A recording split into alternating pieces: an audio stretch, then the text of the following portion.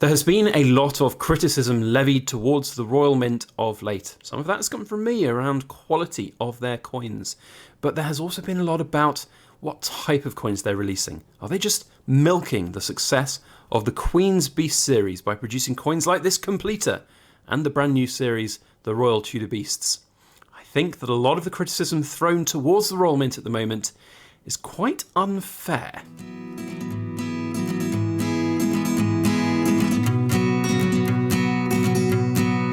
Hello everybody, Backyard Bullion here, and a warm welcome to you all joining me for this week's Precious Metal Ramble. And I want to talk today about some of the potentially unfair criticism that is levied towards the Royal Mint. It's got a lot more common of late with the release earlier this year of the Queen's Beast Completer coin. And a lot of people thought, well, what's this? We weren't told about this. This is just brand new. This is something that's different to the Queen's Beast series. It doesn't fit in my collector's box. The Royal Mint is just cashing in on the success. They're milking it. They're just trying to make money.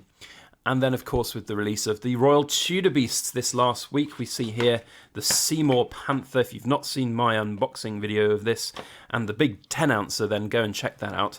But again, people are saying this is just cashing in on the success of the Queen's Beast series, and it's not right.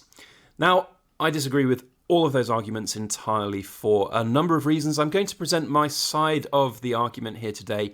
I do understand why people feel this way about the Royal Mint's production of various different coins and why, it might seem like there's more and more of these coming out. But at the end of the day, the Royal Mint is there to make coins. It is there to make coins for revenue for the United Kingdom government. It's there to create coins for collectors, some might argue as well, but ultimately it's there to make profit for itself. And with the Queen's Beast series, the first 10 coins, I don't think anybody expected it to be quite as popular as it ended up being. In fact, I would go so far as to say that that coin series is probably the premier series of the last decade, if I'm being honest. It's just so incredible, the eclectic nature of it, all of the different designs of the beasts are sublime. It really is a standout coin and series within the Royal Mint's history, as well as all other coin collectors. You'll pretty much not find a UK or European coin collector without Queen's Beasts in their repertoire, and the US customers love it as well. So when the Completer coin came out, agreeably it took me by surprise as well. I wasn't expecting a coin like this. It took a few people by umbrance. They were like, oh, well, this is just them cashing in on their success. But to be honest, I don't care. When a coin looks this cool and this good and this well designed with this level of intricacy, that's what the Royal Mint's there to do. It's there to make good coins. And you know what? If there is a series like the Queen's Beasts that have done particularly well, then why should the Royal Mint not pay tribute to that? Now, the counter-argument is going to be that there are a lot of collectors, who felt duty-bound to buy this coin and make sure that their collection was complete. Well, the argument that I'm going to put forward to you is that this was never part of the 10-coin collection. This is an individual standalone coin to commemorate that entire 10-coin series. Ultimately, we as buyers have the final say about what we buy. And we don't have to buy every single coin that comes out from the Royal Mint. Goodness me, if we did that, we would probably be bankrupt, because it does seem like there's a new coin coming out from the Royal Mint every week at the moment. I remember back when the first issues of the Queen's Beasts were coming out, that it was really kind of it was basically the Britannia, the Sovereign, the Queen's Beast twice per year, and then there were the commemoratives like the poppy coins, the 50p's, and that was sort of spread out throughout the year. It does seem like now there's all of the different coins coming out nearly every week, different designs of 50p's and so on as well. To a certain extent, that is like customer wallet fatigue. There are people who will be wanting to collect everything from the Royal Mint, and the more that they produce, the more that they churn out, the more we as consumers have to buy. But ultimately, we don't have to buy any of these coins. And for people who don't buy the coins to then go and levy all of this quite harsh criticism to the Royal Mint, that they are just cashing in, they are milking, they are selling out to just, not come up with any kind of cool designs, when I completely disagree. I think the Seymour Panther is very cool. I think it's a little bit harsh and unfounded. What I care about most from my coin collecting, especially from the sort of the Royal Mint side of things, is a rule of three. And I've talked about my rule of three here on the channel a number of times. But when I look at the purchase of any kind of coin, whether it's bullion, whether it's proof, whether it's a collectible numismatic or not, I will put my own rule of three on there. And that goes, does it look good? And I argue that this coin looks really good. The Seymour Panther is a great follow-on design. It's new, it's different, it's contemporary to the Queen's Beast series. The second one is mintage. Is there a lower mintage than previous issues? Is there a low mintage generally? And these have a pretty low mintage, all things considered, compared with the first issuings of the Queen's Beast silver proofs. I then look at the buzz, the kind of community's feel on it, and for this particular release it does seem like there is a big bit of traction that's building. That was the only sort of stumbling block for me in terms of whether or not it would be super popular as a flipping style release or whether it would be a longer term one.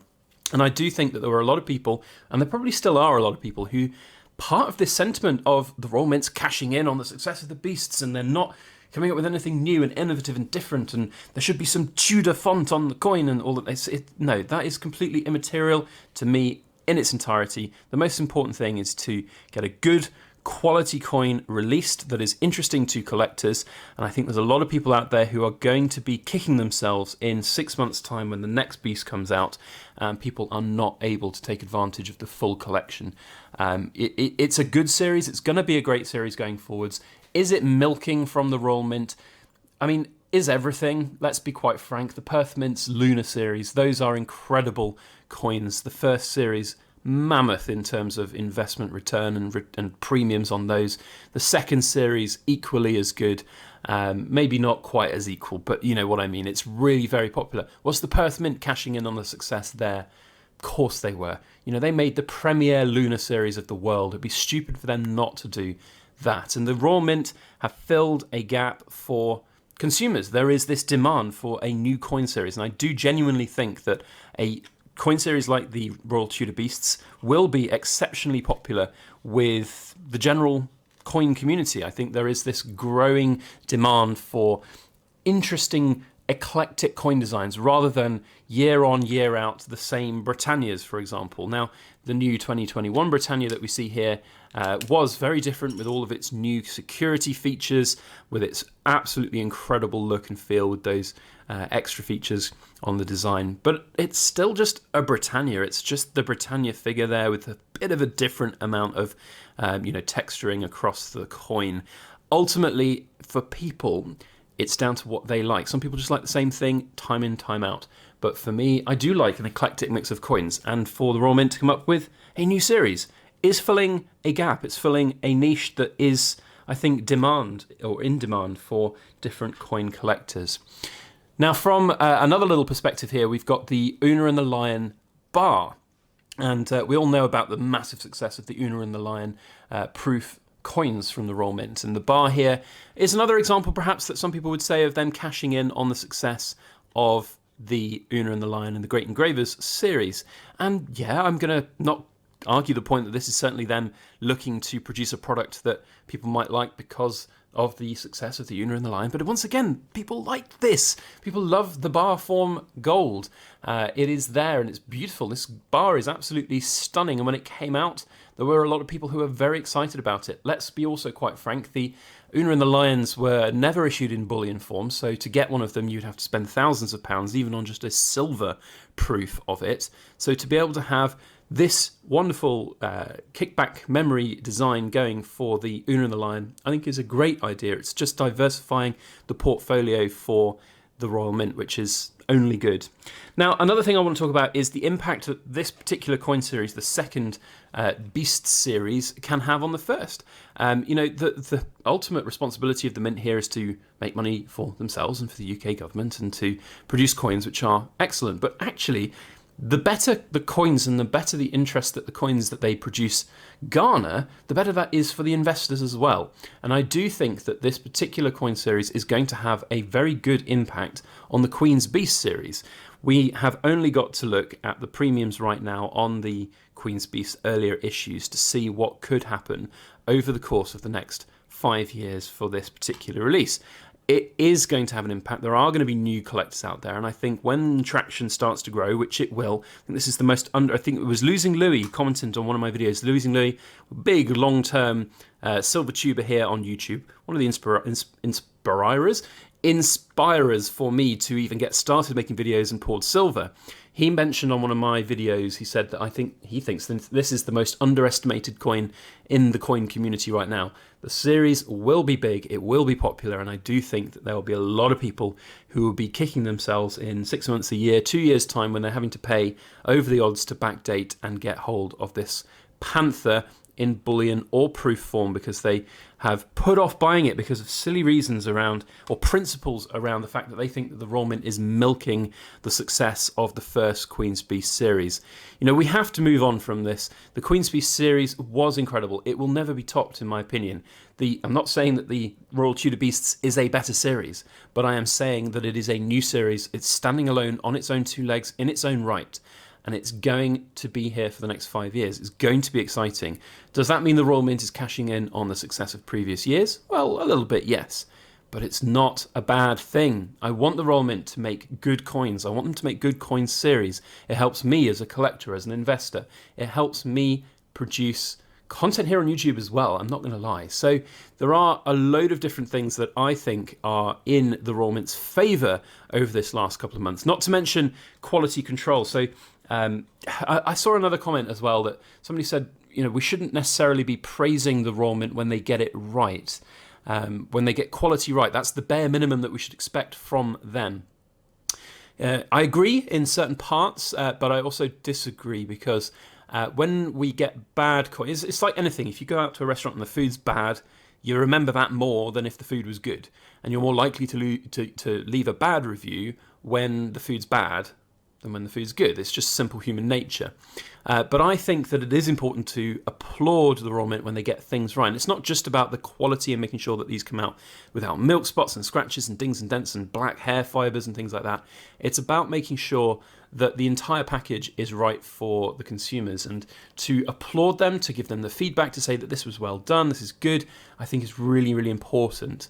It shows them that there are people who take this seriously, that there are people who take the idea of the coin being right as a good thing, which is of course something that we all take seriously, but a lot of people just will sweep it under the rug. You know, they'll get the coin, it's great, okay, put it in the safe, done. Never see it again until it's ready to be sold. It's important to applaud and congratulate people on jobs well done, and I think this is one of those situations where we can do that.